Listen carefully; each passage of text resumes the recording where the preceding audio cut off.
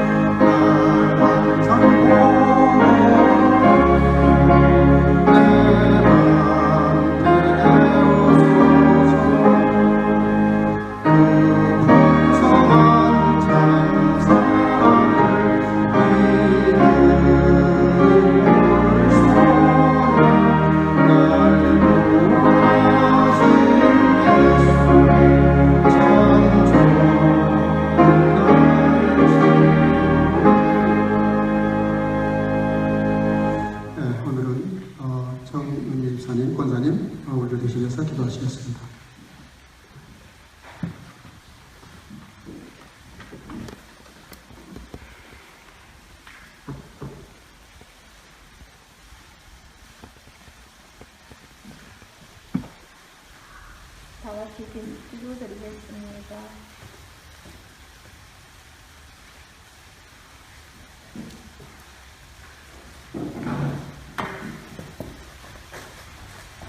은혜 하나님 고맙고 감사합니다. 우리를 하나님의 자녀로 삼아주시고 하늘의 소망 주심을 감사드립니다. 코로나로 인하여 성전에서 예배를 못 드렸었지만 지금은 이렇게 성전에서 예배 드릴 수 있게 해주심을 감사드립니다. 코로나로 성전 생활이 부족한 저희들이 이 시간 하나님께 진실된 예배 드리기를 원합니다. 하나님의 자녀들 주님의 은혜가 능력으로 임해주셔서 일상의 습관적인 죄로부터 해방시켜 주시고 죄의 덫에서 풀려나는 경험을 할 수 있도록 성령 하나님 도와주시옵소서. 오늘 말씀을 전하시는 우리 목사님 이 시대에 하나님의 손에 올려주셔서 주님의 뜻을 잘 받들게 하시고 이후로 복음화를 위해 귀하게 사용되는 주님의 사자가 되게 하여 주시옵소서. 오늘도 성령으로 말씀 전하실 때 우리 모두가 큰 은혜를 받는 시간 되게 하여 주시옵소서. 하나님 간절히 기도드립니다. 아직도 온 세계가 코로나로 인하여 고통을 받고 있네요. 하나님 우리 인간들을 불쌍히 여겨주시고 긍휼을 베풀어 주시옵소서. 믿지 않는 자들이 코로나로 인하여 주님께 돌아오게 하시고 병든 자들에게 간절함을 주시어 십자가의 은혜를 경험할 수 있게 하여 주시옵소서. 재난에 처해 있는 세계 곳곳마다 하나님의 손길을 베풀어 주시옵소서. 재난의 때라고 예배를 게을리하지 않도록 예배가 끊이지 않게 하여 주시옵소서. 하나님 저희 성적교회를 기억하여 주시고 하나님께 기쁨이 되는 교회로 세워주시옵소서.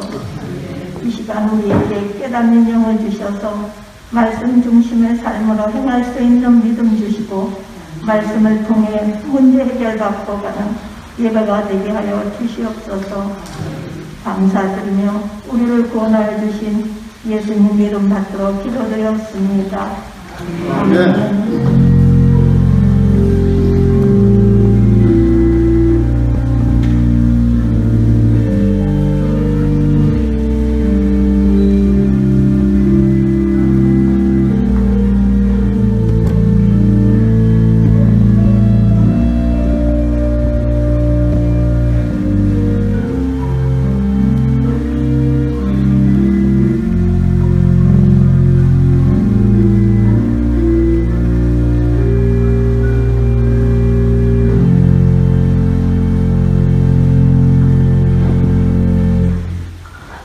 주시는 말씀은 마태복음 11장 15절에서 19절입니다.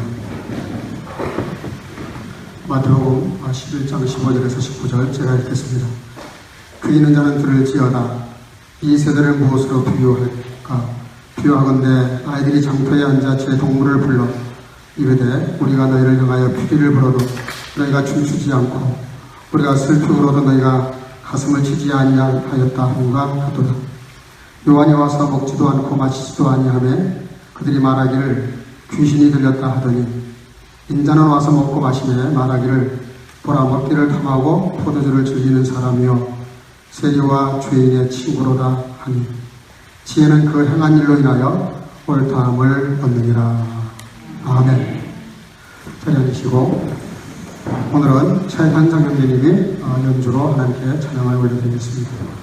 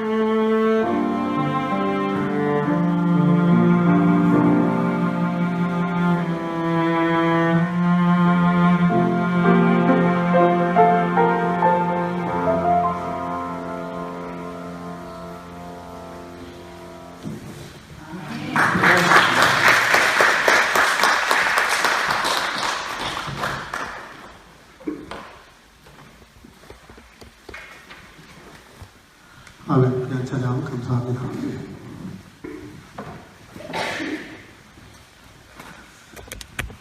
힘듦이라는 말이 있습니다. 헬라어로 함께 달린다.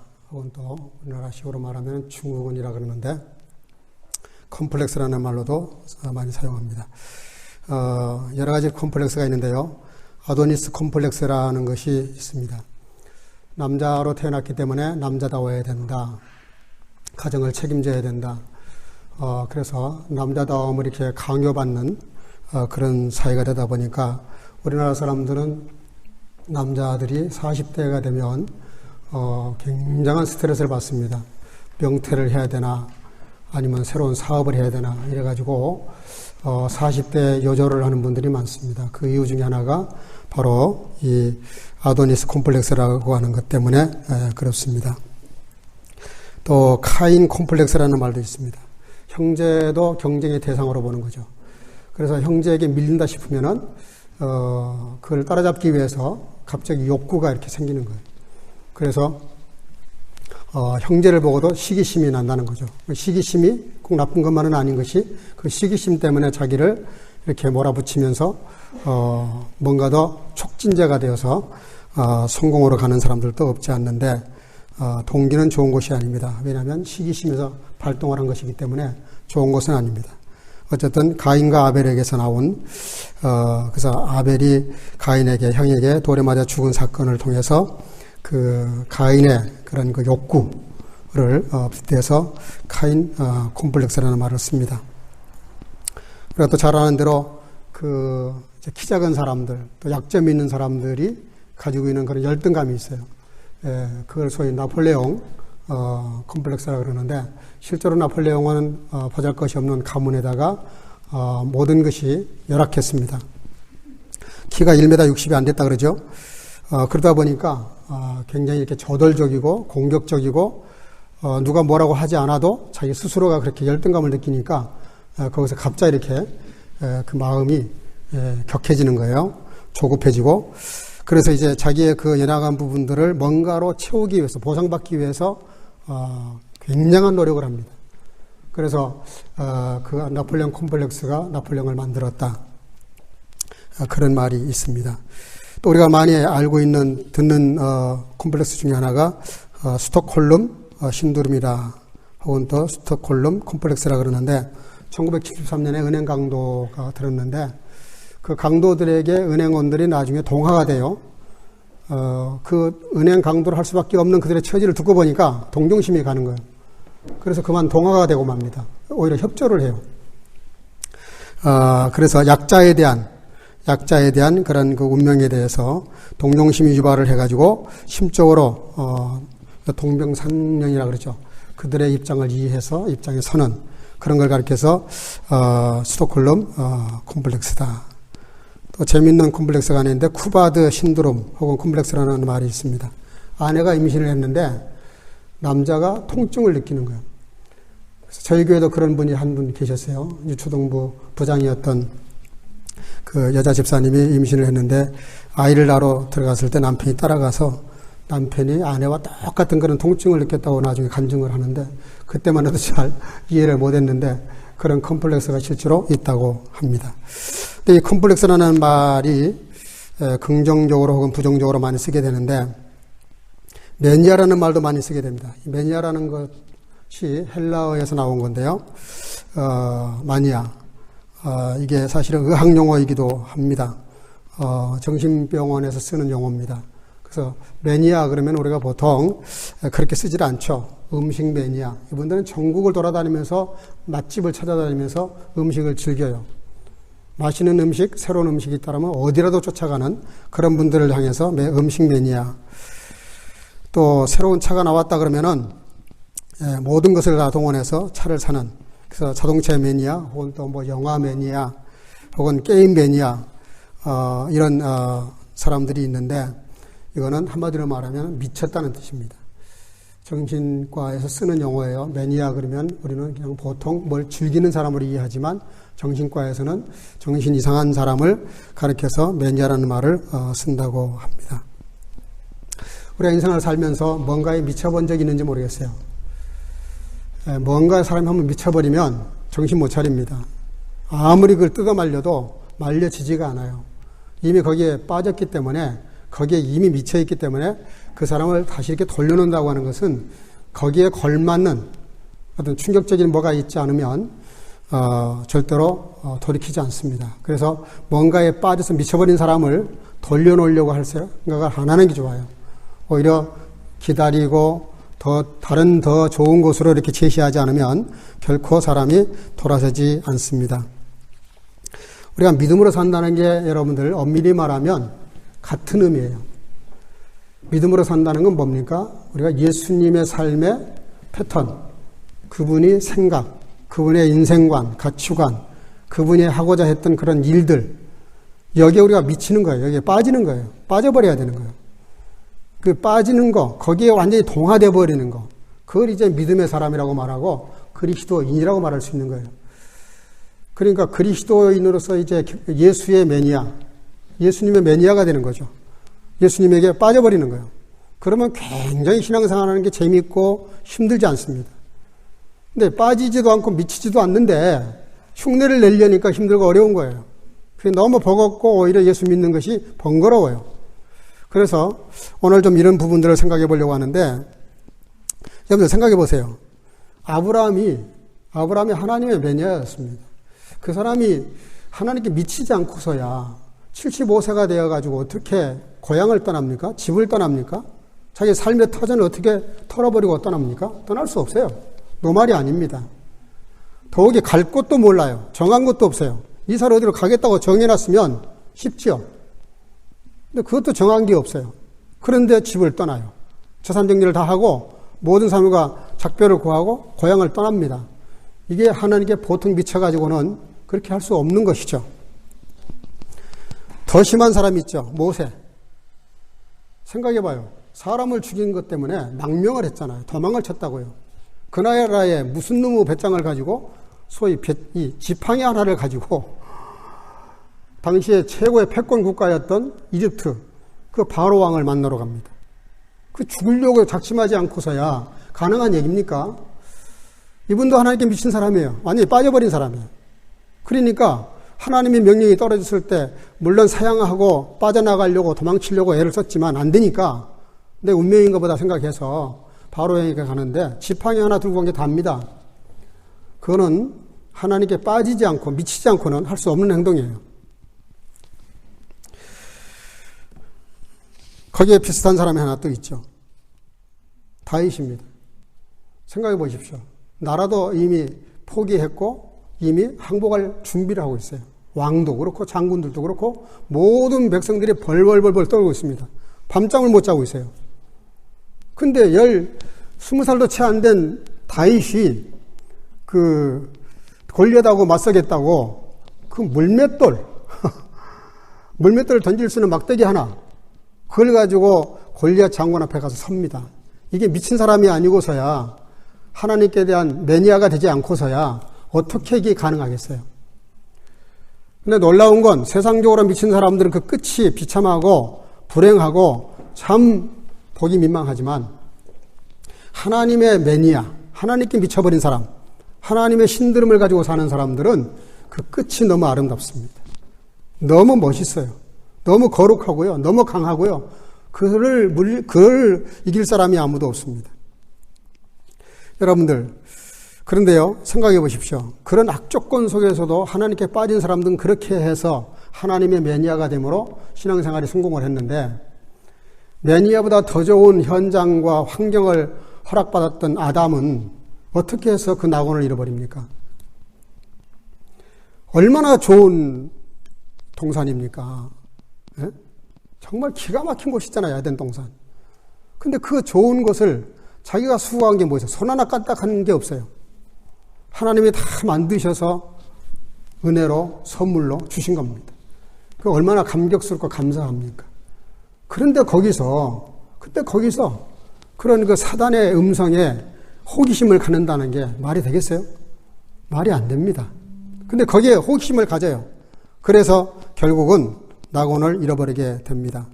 하나님과 관계가 깨져버리니까 내 뼈 중에 뼈, 살 중에 살이라고 고백했던 그 아내를 향해서 뭐라 그래요? 당신이 준 저 여자 때문에 이러면서 핑계를 하고 빠져나갈 궁리를 합니다. 여러분, 이게 무슨 얘기입니까? 간단히 정리하면 누구에게 빠져 사느냐 하는 거예요. 하나님께 빠져 사는 사람과 세상에 빠져 사는 사람과 차이가 이렇게 많습니다. 천국보다 더 좋은 것을 허락을 해줘도, 쉽게 말하면 에덴 동산을 줘도 그 마음이 하나님께 빠져 있지 않고 세상에 빠져버리거나 세속의 음성에 그런 삶에 우리의 호기심을 이렇게 가지는 순간부터 우리는 빠지는 거예요. 그쪽에 빠지기 시작하는 거예요. 사단이 한꺼번에 우리를 미혹하지 않습니다. 조금씩 물고 들어오는 거예요. 질문하잖아요. 하나님이 과연 그것을 먹지 말라고 하셨더냐? 처음부터 따먹으라 그런 게 아니에요. 그래서 우리가 신앙생활 하면서 조심할 게 있습니다.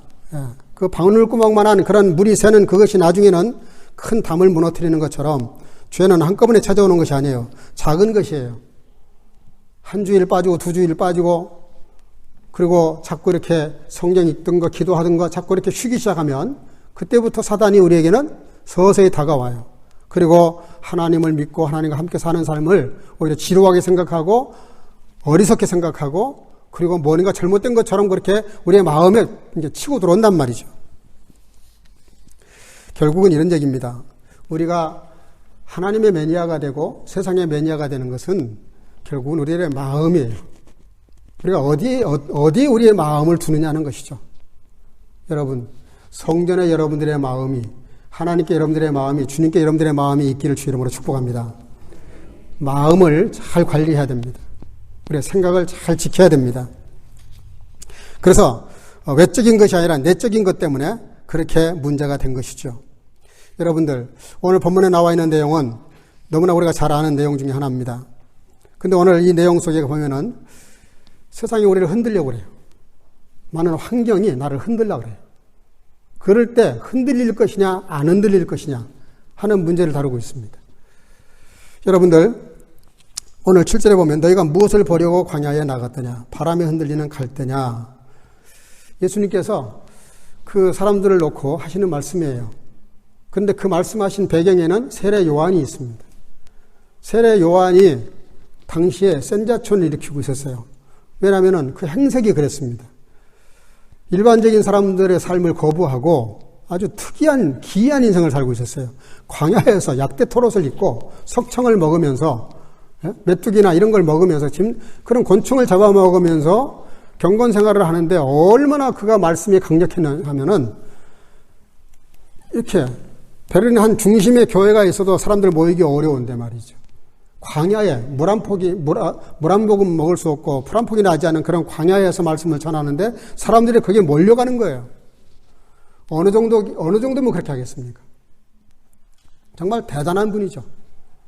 요즘 말로 말하면 큰 대형 교회 목회를 하시는 분인데 이 교회가 시내에 있는 것이 아니라 저기 변들이 저 밖에 있는 거예요. 근데 사람들이 차를 타고 거기까지 몰려가는 그런 형국입니다. 그랬는데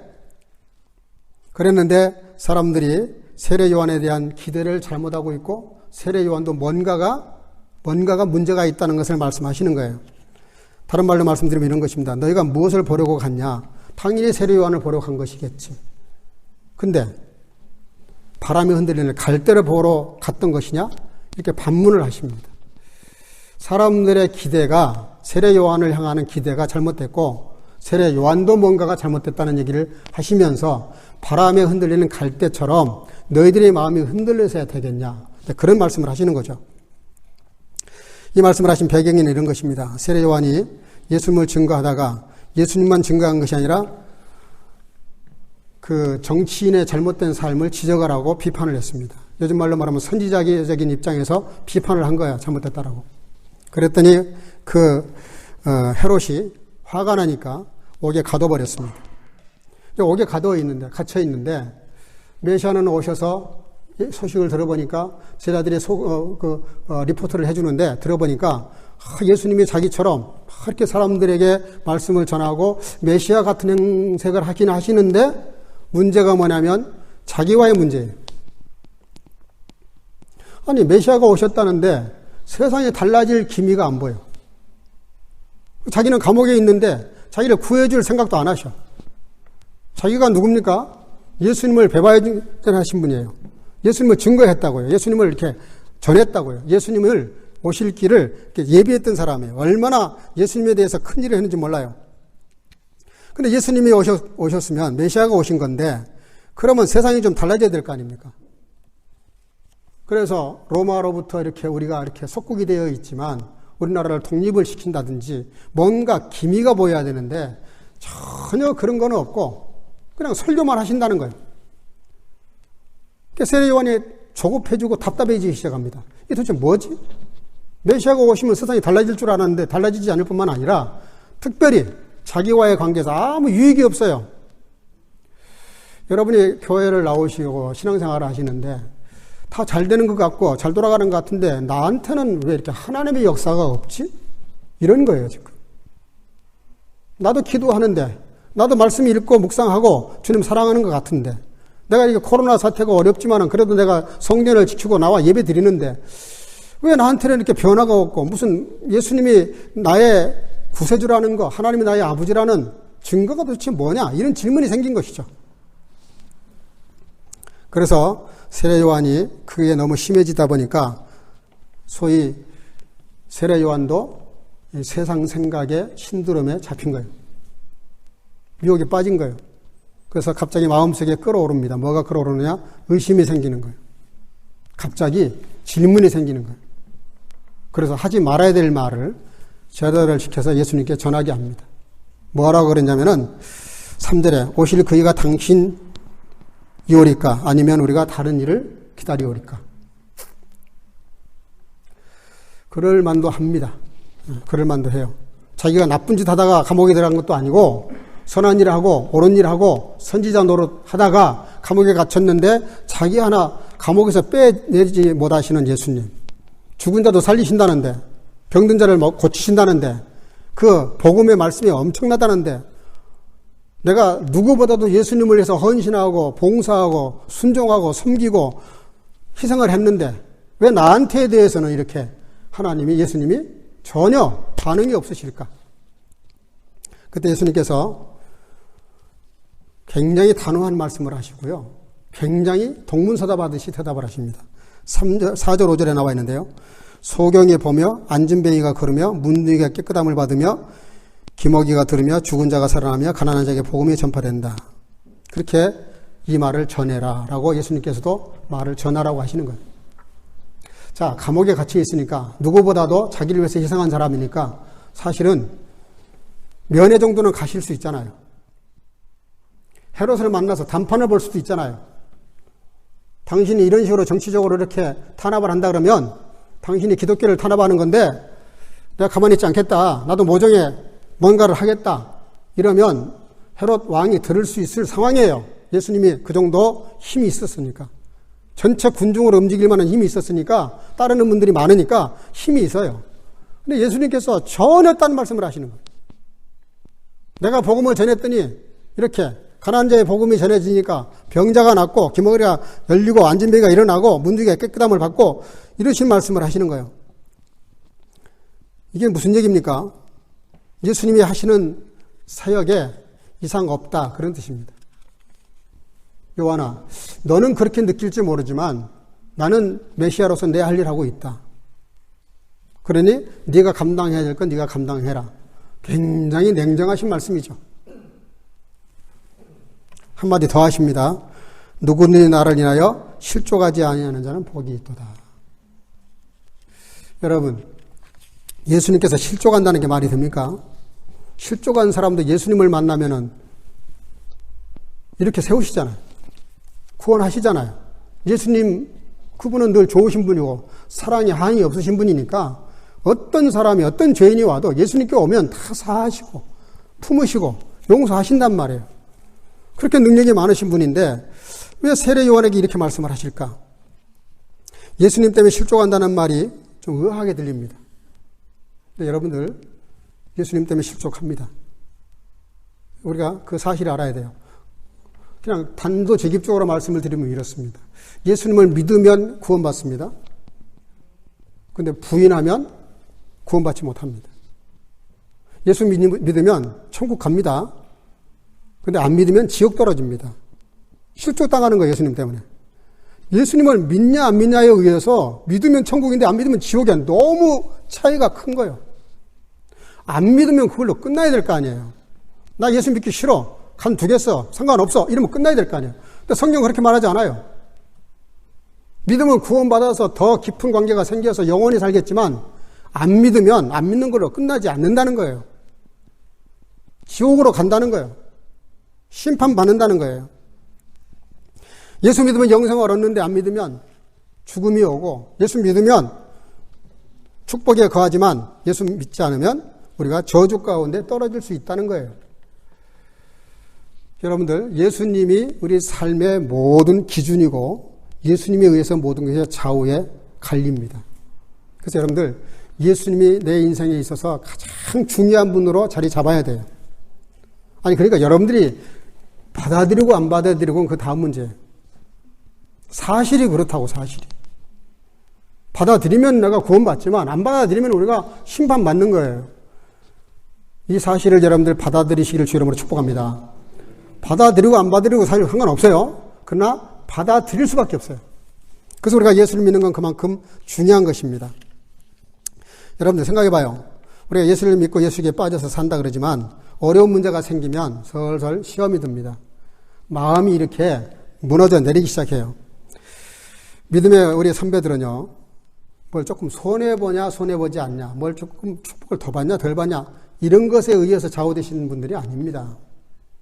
우리 믿음의 선배들은요, 따라합시다. 생명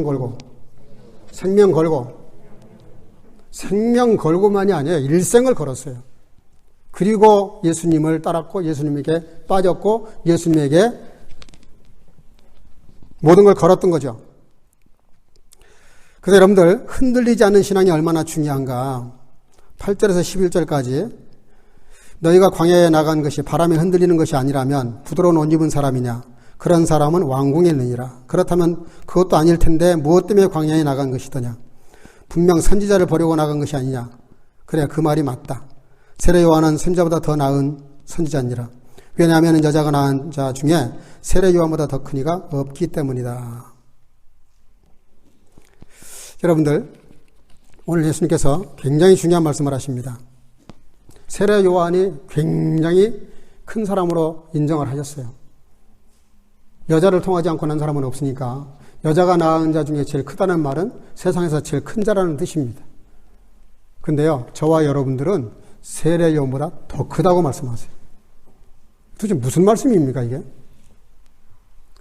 저와 여러분들이 이 세례 요한보다 더 크다는 거예요. 세례 요한이 세상에서 제일 큰 자라고 말씀하시고 나서 한 마디 더 하셨는데 저와 여러분들의 세례 요한보다 더 크다. 그게 무슨 뜻이에요? 세례 요한은 구약의 마지막 선지자입니다. 구약을 대표하는 마지막 선지자예요.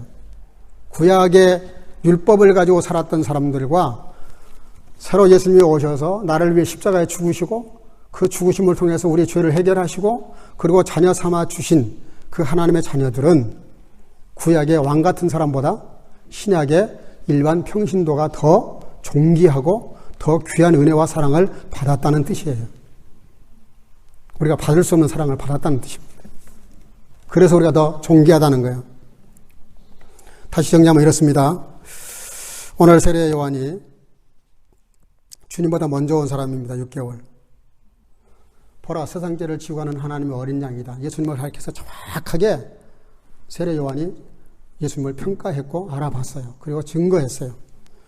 그리고 많은 사람들이 세례 요한의 설교 한번 들으려고 그 먼 길을 마다하지 않고 몰려들었습니다.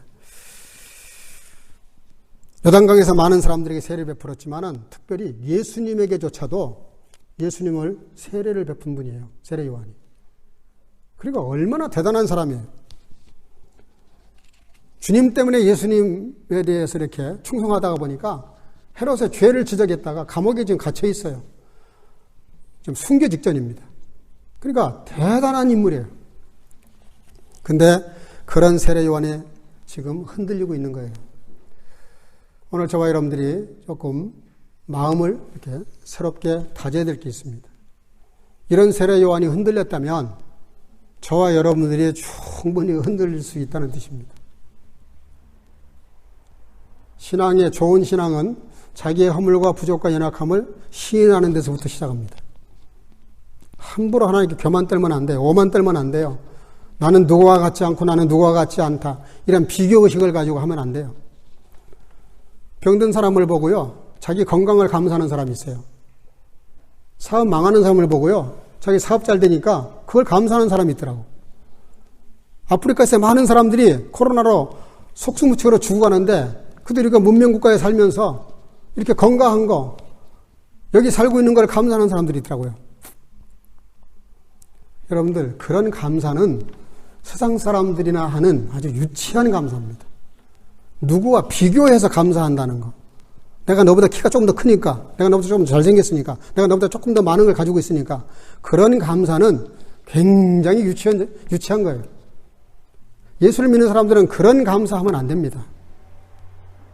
오히려 그런 걸 보면 하나님 정말 죄송스럽네요. 나 같은 사람이, 저런 사람도 있는데 나 같은 사람에게 무슨 은혜인지 건강도 주시고 또 이렇게 은혜스럽게 살게 하신 것을 너무 감사합니다 할 뿐만 아니라 그들에게도 하나님이 은혜를 베풀어 달라고 오히려 이렇게 살고 있는 것에 대해서 죄송스러운 마음을 가져야 돼요. 송구하고 미안한 생각을 가져야 돼요. 왜냐? 세례 요한 같은 사람이 이렇게 흔들린 이유가 뭡니까? 잘못 기대하고 있는 거거든요. 메시아가 오셨으니까 자기에게도 뭔가 큰 일이 일어날 것처럼 그 혜택을 받아야 될 것처럼 그리고 그 혜택이라는 것이 현실의 어려움을 그것을 구원해 줄 그런 메시아로 이해하고 있습니다. 우리가 왜 흔들립니까? 세례 요한이 왜 흔들렸습니까? 하나님의 복음을 사유화한 거예요. 그 하나님이 이 땅에 오셔서 나에게 전해주신 이 복음의 이 놀라운 사실을 너무 주관적으로 해석을 하는 거예요. 물론 맞습니다. 복음이 나와 깊은 관계가 있어야 되고요. 1대1로 주는 거 관계가 있어야 돼요. 그러나 그럼에도 불구하고 그것을 사유화하고 주관화한다는 말은 무슨 뜻이냐면 진리가 뭘 말씀하시는지, 복음이 뭘 말씀하시는지, 하나님이 나에게 뭘 이 시대에 요구하시는지를 객관화해서 좀 생각해 볼 필요가 있다 이거예요. 너무 예수님을 믿는 걸 이렇게 협소화하면 안 돼요. 그렇게 협소화하니까 교회마저도 정치적인 진영 논리에 빠져가지고 프레임에 걸려가지고 오른쪽 왼쪽 하면서 싸우고 앉아 있잖아요. 이게 교회가 얼마나 창피한 얘기입니까? 교회가 그 정도밖에 안 됩니까? 여러분들, 예수를 믿는다는 건 그런 게 아니에요. 복음은 범우주적이고요. 어떤 죄인도요, 믿는 사람들은 손가락질하고 비판하고 비난하면 안 됩니다. 오히려 그도 하나님의 은혜가 필요한 사람이고 그도 구원받아야 될 대상이라고 생각하고 그를 구원하기 위해서 기도해야 되는 거예요. 김정은이 인간적으로 보면 용서가 안 될 사람이에요. 그러나 그러기 때문에 더 그를 위해서 기도해야 되는 거예요. 믿는 사람들은 차원을 달리해야 됩니다. 상대방이 잘못됐고 너무 잘못됐고 구제불능이고 용서가 안 되는 사람일수록 주님의 사랑이 더 필요한 사람이라는 걸 인식해야 돼요. 그도 회개하고 예수님 믿고 구원받아야 될 사람이라는 생각을 가져야 된다고요. 그게 복음에 대한 바른 이해예요. 세례 요한은 지금 좋아요. 헤롯을 비판하고 잘못된 거 비판하는 거 다 잘한 것입니다. 맞는 거예요. 그러나 그러기 전에 그도 예수님께 나와서 회개하고 구원받아야 될 구원의 대상이라는 생각을 했어야 됩니다. 자기는 옳은 거죠. 왜? 자기가 그런 소리 할 만해요. 왜냐하면 다른 사람과 비교적으로 경건하게 살았고 거룩하게 살았고 청변하게 살았고 굉장히 자기는 SM파였잖아요. 그 어려운 성장에서 그 친정부 달라붙어가지고 아부하는 것도 아니고 그렇다고 개견해가지고 비판하는 것도 아니고 아예 이것도 저것도 보기 싫으니까 그냥 광야로 들어가 버린 거예요.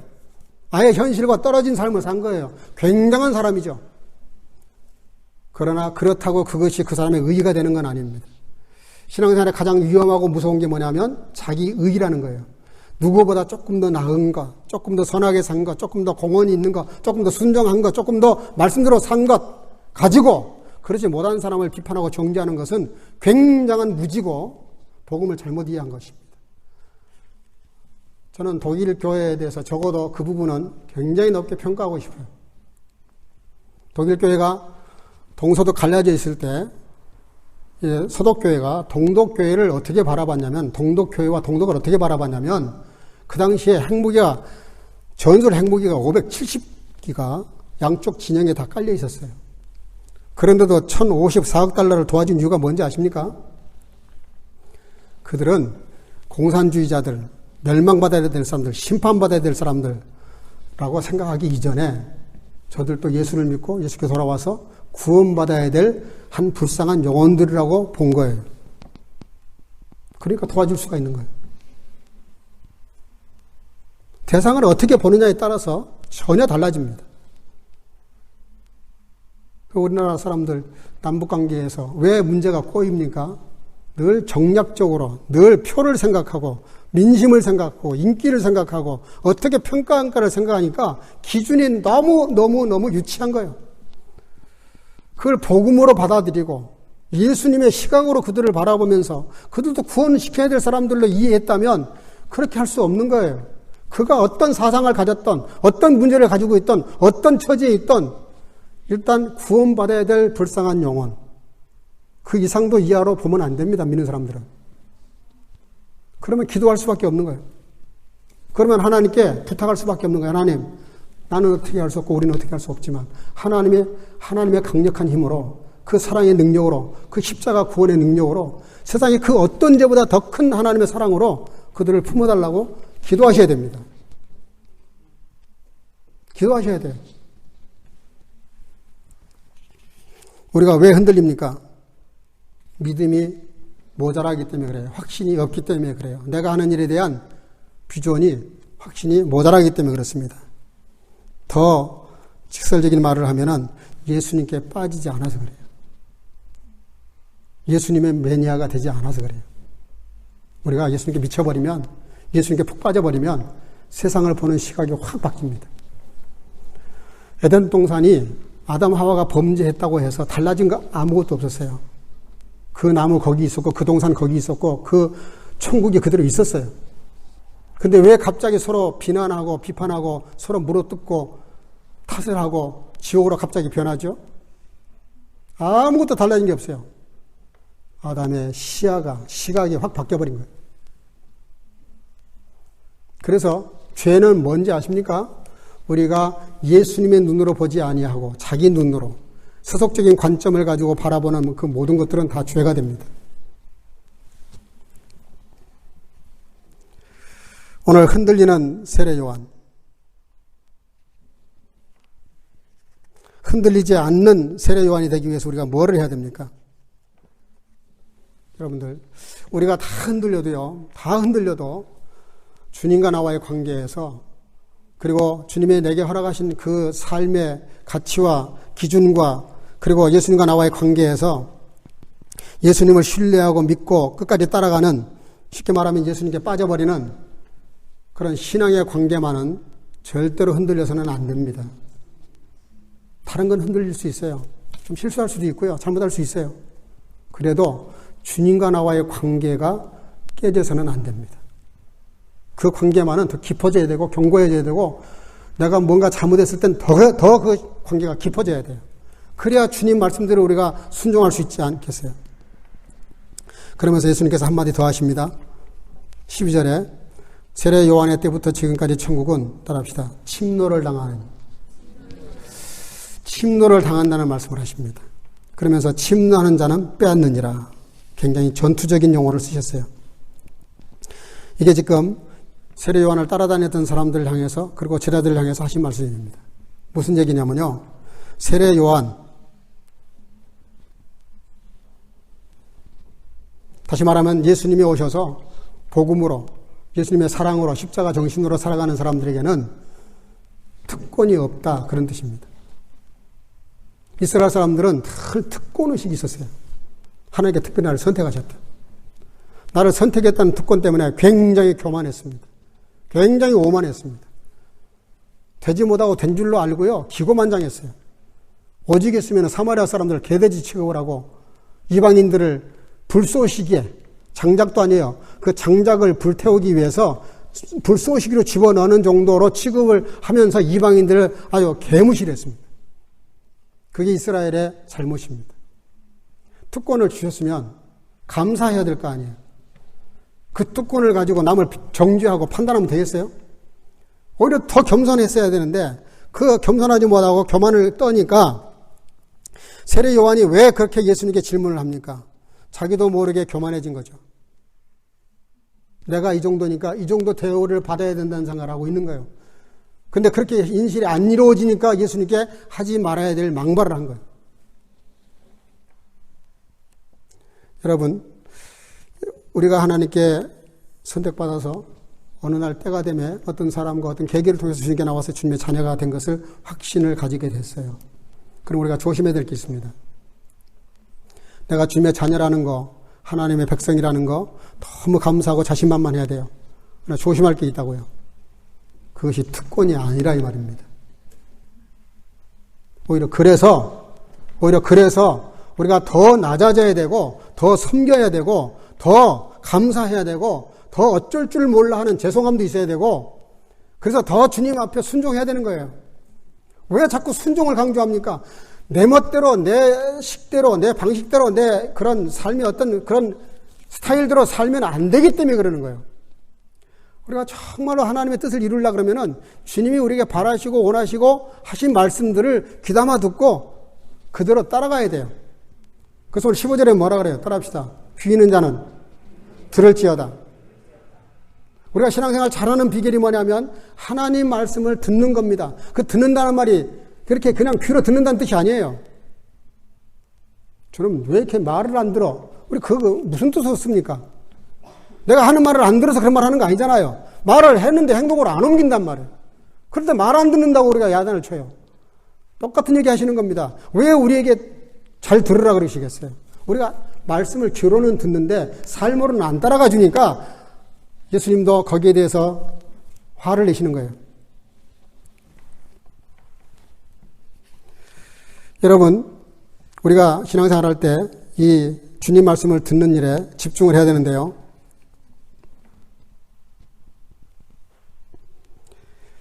빛을 이렇게 물리적으로 이렇게 빛을 이렇게 집약을 하면 거기서 나오는 빛을 레이저 광선이라고 그래요. 이 레이저 광선이 얼마나 강하냐면 뭐 쇠도 다 녹여버립니다. 그 빛이 왜 이렇게 강해요? 그 빛을 이렇게 묶어서 함축해서 그래서 쏘기 때문에 그게 빛이 강한 것이거든요. 스파르타 장군이 아들에게 죽으면서 유언을 하는데 유물을 주는데 칼을 하나 줬어요. 아들아, 이 칼을 가지고 너도 나처럼 용감하게 살아라. 근데 칼을 받아가지고 칼을 빼보니까 칼이 너무 짧아요. 아버지, 그 많은 칼 중에 왜 이렇게 짧은 칼을 저에게 주십니까? 이 칼 가지고 싸웠다가는 내가 당장에 찔려 죽겠습니다. 그랬더니 아버지가 하시는 말씀이 그랬다 그래요. 아들아, 칼이 짧으면 네가 한 발 더 앞서 나가면 된다. 한 발 더 다가가서 공격하면 된다. 그런 말을 하더래요. 무서운 말이죠. 그러나 생각하게 하는 말입니다. 바울 사도가 비슷한 말을 했어요. 내가 그리스도께 잡힌 것을 잡으려고 쫓아간다. 붙잡혔다는 말은 수동태죠. 내가 붙잡으려고 쫓아간다는 말은 능동태예요. 주님에 대해 주신 은혜를 수동적으로 잘 받아서 내가 그 붙잡힌 바에 의해서 내가 또 잡으려고 적극적인 마음으로 복음을 순종하라는 거예요. 야고보서 1장 6절에 이런 말씀하십니다. 오직 믿음으로 구하고 조금도 의심하지 말라. 의심하는 자는 마치 바람에 밀려 요동하는 바다 물결 같으니 이런 사람은 무엇이든지 주께 얻을 생각을 하지 마라 그랬어요. 그렇죠. 우리가 친구를 만나거나 사업 파트너를 만나가지고 이야기를 하는데 확신이 없는 말을 해요. 자기가 말을 하면서 자기도 무슨 말인지를 몰라. 그리고 그 말하는 것이 뭘 말하려고 하는지 애매해요. 어떤 사람이 그런 사람의 말을 들어주겠습니까? 더군다나 우리의 대상 상대는 하나님이에요. 절대자라고요. 다 속을 들여다보고 계신 분이에요. 우리 머리털까지 다 세신 바가 되신 분이에요. 그분 앞에 우리가 기도를 하는데 그렇게 기도해가지고 되겠습니까? 집중력을 높여야 되는 거예요. 정말 뜨거운 마음으로 간절한 마음으로 기도해야 되는 거예요. 결론입니다. 여러분들, 세례 요한이 흔들릴 정도입니다. 그 대단한 사람이 흔들려요. 그러니 지금 코로나 시대에 얼마나 지금 어렵습니까? 너무 힘든 시간을 지금 지냅니다. 더군다나 WHO에서 발표하는 내용들을 보면 어느 정도 우리가 인정을 하고 받아들이고 코로나와 더불어 살아갈 수밖에 없는 그런 상상하고 싶지 않는 것이 현실이 될 가능성이 많다. 쉽게 말하면 독감 달고 살듯이 그런 정도의 것으로 우리가 달고 살 수밖에 없고, 그러려면 우리가 거리 두기, 마스크 쓰는 거, 예방수칙을 이제 일상화해서 살지 않으면 안 된다. 그런 발표를 했어요. 또 일부 의사들은 비말을 통해서 옮기지만 공기로도 옮길 수 있다라고 또 그런 이론을 내놨습니다. 점점 더 이렇게 우리를 이렇게 압박을 해요. 지금까지도 답답한데 지금 4개월 다 돼가는데 얼마나 답답합니까? 그런데 이것이 일상화된다 그러면 얼마나 힘들고 어렵겠어요. 그것이 만들어내는 그 많은 문제들을 우리가 어떻게 감당할 겁니까? 여러분들, 그런 어려운 속에 살지만 오늘 여러분들의 저 말씀을 통해서 권면드리고 싶은 말씀은 이럴 때일수록 오늘 예수님께서 결론처럼 말씀하십니다. 이 시대를 어떻게 내가 한마디로 표현할까 하시면서 예를 하나 드셨어요. 어린아이가 동네 아이들을 불러가지고 야, 피리 하나씩 나눠주면서 피리를 같이 불자는 거예요. 그랬더니 동네 아이들이 피리를 불었어요. 근데 아무도 피리를 불어도 그 피리 소리에 맞춰서 춤추는 사람이 없다. 그게 이 시대라는 거예요.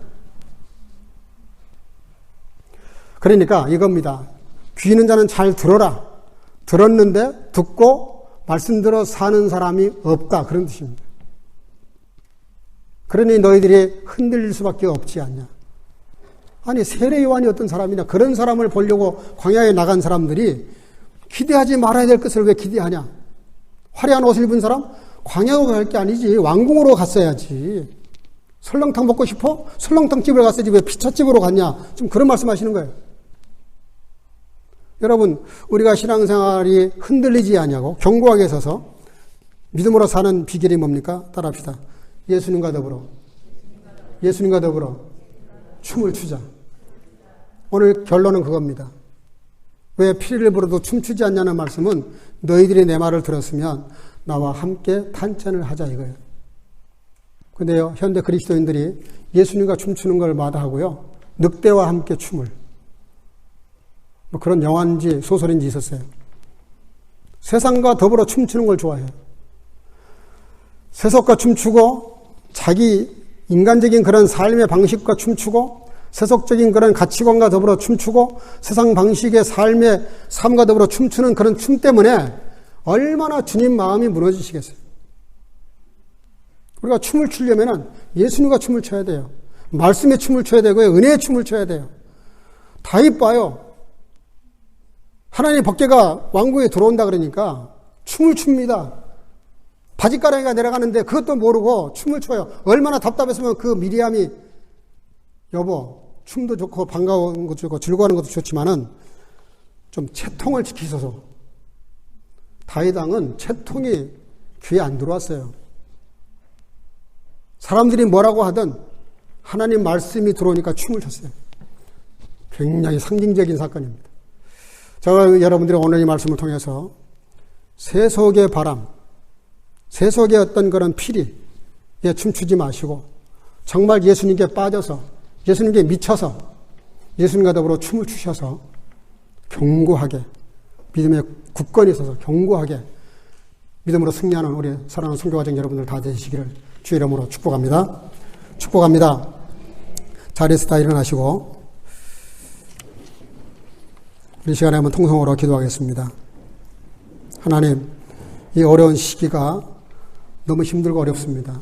이것 때문에 힘들고 어려운 사람들이 너무 많습니다. 특별히 가난한 자들, 가진 것이 없는 사람들, 또 제3벨트에 있는 사람들, 또 이런 병 때문에 감당이 안 돼서 많은 사람들이 죽어가고 있는데 하나님 긍휼과 자비와 은혜를 베풀어 주셔서 이것을 치료할 수 있는 약을 개발할 수 있는 은혜를 주시고 또 이것을 통해서 주시고자 하는 하나님의 메시지가 뭔지를 깨닫게 하시고 또 우리 교회에 살아가는 성도들 또 저희 우리나라 대한민국 또 온 세계 사람들 주께서 이 모든 코로나 사태로부터 지켜시고 보호하시고 함께 해달라고 기도하시기를 바라고, 특별히 우리 선교 가족들, 연료하신 분들 중에서 또 몸이 약한 분들도 많이 계시는데 위에서 기도해 주시기를 바랍니다.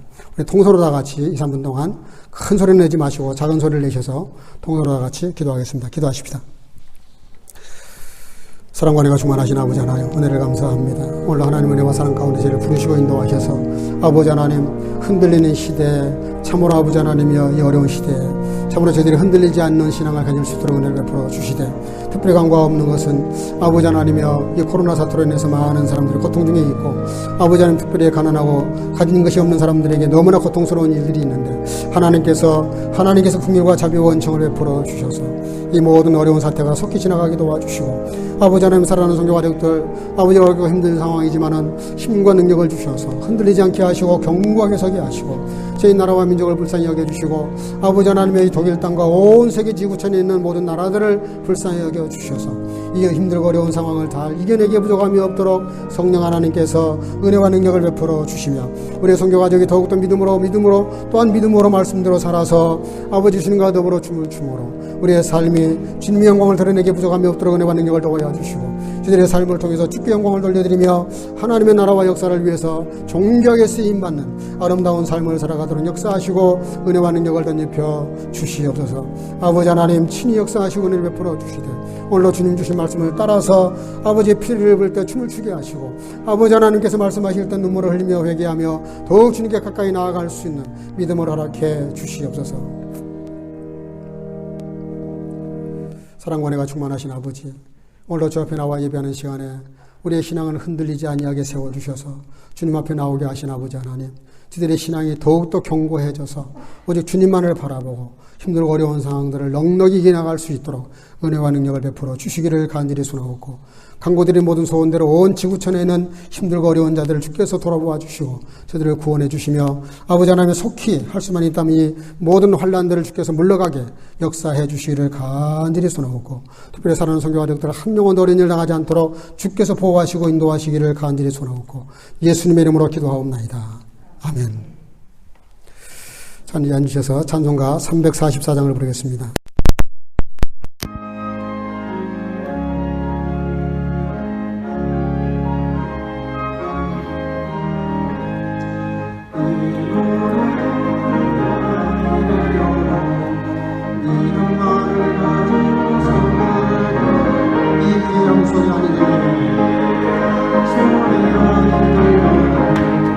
하나님의 약속 위에서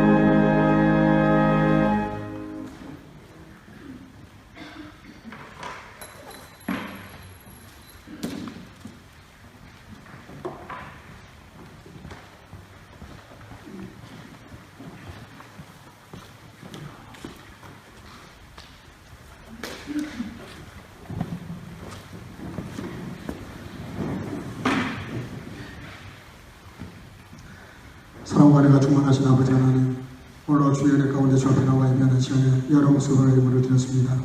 연애 하나 드리는 성도들, 또 감사의 예물을 드리는 성도들, 또 성교와 구제를 위해서 예물을 드리는 성도들 다 주님이 함께 하셔서 늘 주님과 동행하며 승리케 하시고 아버지 힘들고 누르고 채우시는 복으로 함께 해주셔서 열애 안에 드리는 모든 성도들에게 더 넘치는 복으로 함께 하시도록 하고 더 큰 감사의 문을 열어가도록 역사하시고 또 아버지 하나님이여 정말 어려운 사람들을 돌아보는 모든 귀한 마음속에 하늘의 별처럼 빛나는 복으로 채우시고 함께 하시도록 하고 주님과 드리는 모든 성도들 주님과 동행하며 어디에서 무엇을 하든 늘 믿음으로 승리의 삶을 살아가도록 축복해 주시기를 간절히 소원하고 복 드리기를 원하지만 없어서 드리지 못하는 자들이 있으면 드릴 수 있는 형편과 여건과 축복을 허락해 주시기를 간절히 소원하고 이 예물이 가닿는 곳마다 오병이의 역사로 축복해 주실 줄로 믿사옵고 예수님의 이름으로 간절히 기도하며 봉헌하며 기도하옵나이다.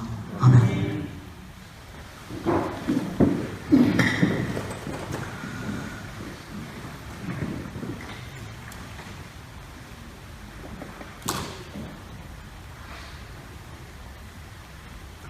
몇 가지 안내 말씀을 좀 드리겠습니다.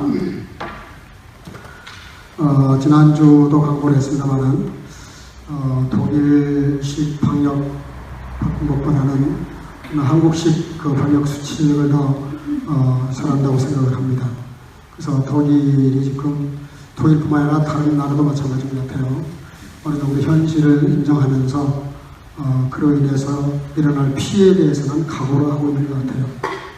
그런데 저는 한국은 그러지를 않고 한 사람이라도 걸리면 반드시 그 어디에서 어떻게 누구로부터 걸렸는지 이분이 방문한 데는 어딘지 다 추적을 해서 제2차로 감염되는 것을 최대한으로 막습니다. 과학적으로 하는 것이죠.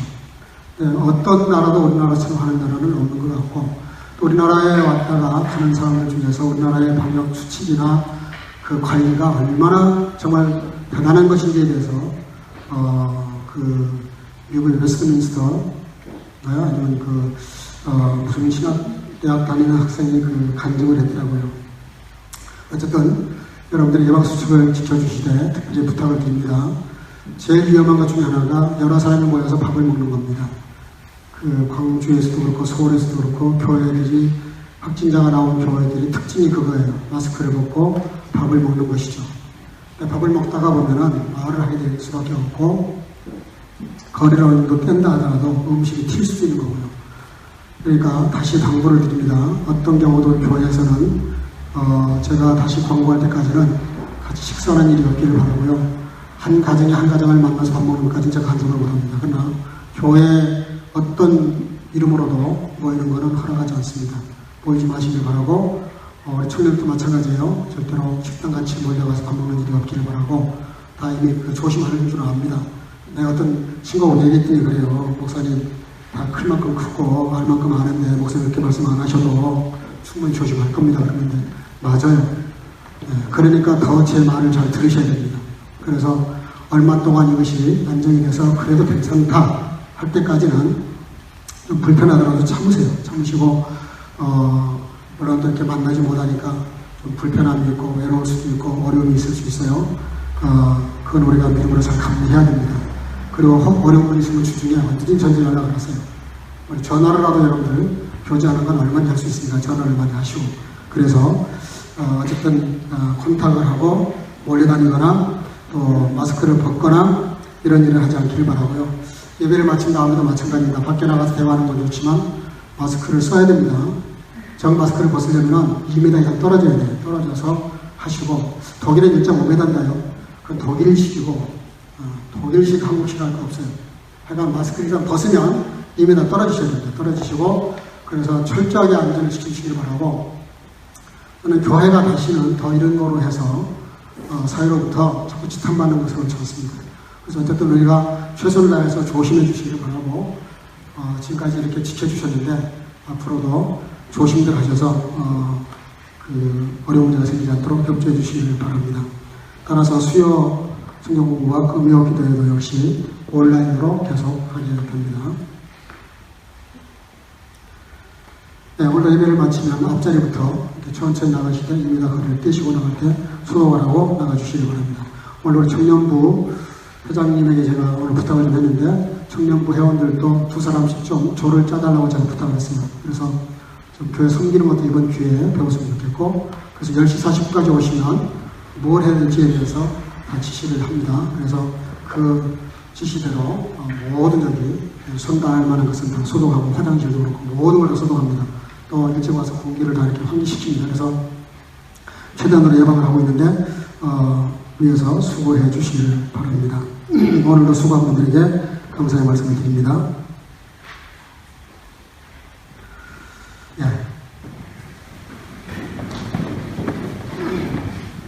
축도하겠습니다.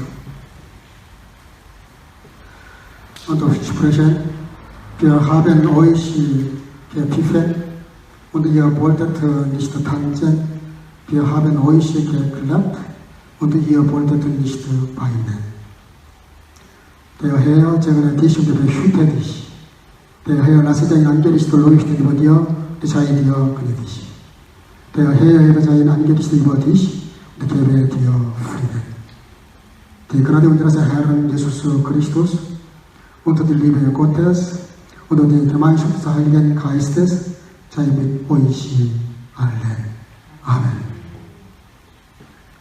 가로되 우리가 너희를 향하여 피를 불어도 너희가 춤추지 않고 우리가 애곡하여도 너희가 가슴을 치지 아니하였다 함과 같도다.